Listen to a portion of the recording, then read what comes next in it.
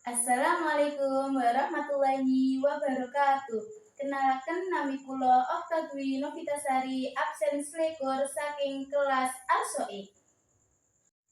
Kula badhe ngaturaken pidato nganggo tema kelola sampah kanthi bijak lestariake lingkungan. Para bapak, ibu lan sedulur sedaya ingkang kula hormati. Sepindah sumangga kita ngaturake puji syukur dumateng Gusti Allah Subhanahu wa taala. Awit saking berkah lan rahmatipun kita saged kumpul ing papan menika kanthi sehat lan rahayu. Mugi-mugi kita tansah diparingi kesehatan lan kesejahteraan. Hadirin ingkang kinurmatan, sampah dados salah satunggaling masalah gede ing masyarakat kita. Saben dinten kita ngasilake sampah, baik organik maupun anorganik. Nanging kata ing antarane kita durung ngerti carane ngolah sampah kanthi bijak, saengga lingkungan kita dadi reget aliran kali kebak sampah lan masalah ndadekake bencana kaya banjir lan polusi. Mula saking menika kita kedah sinau ngelola sampah kanthi bijak. Ana pirang-pirang cara sing bisa kita tindakake. Nomor setunggal yaiku pilah sampah wiwit saka omah, sampah organik, kayata sisa panganan, godhong lan sak piturute. Saged didadosake kompos.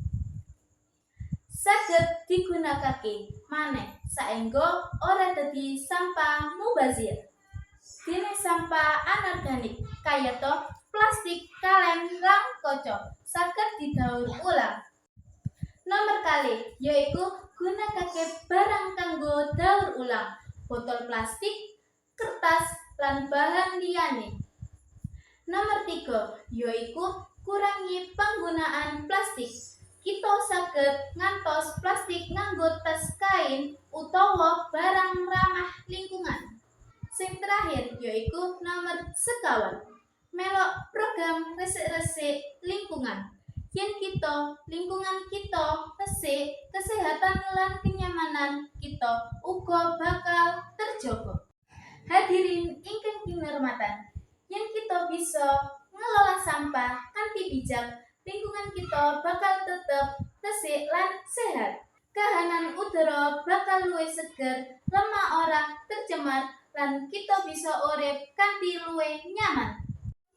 Mula ayo miwiti saka awake dhewe lan ngajak keluarga, tangga teparo lan masyarakat supaya padha sadar pentinge kelola sampah kanthi bijak. Mugi pidato menika saged menehi manfaat lan ndadosake kesadaran tumrap kita sedaya.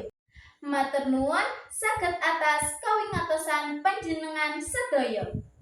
Niku mawon pidato saking kula. Kula akhiri. Wassalamualaikum warahmatullahi wabarakatuh.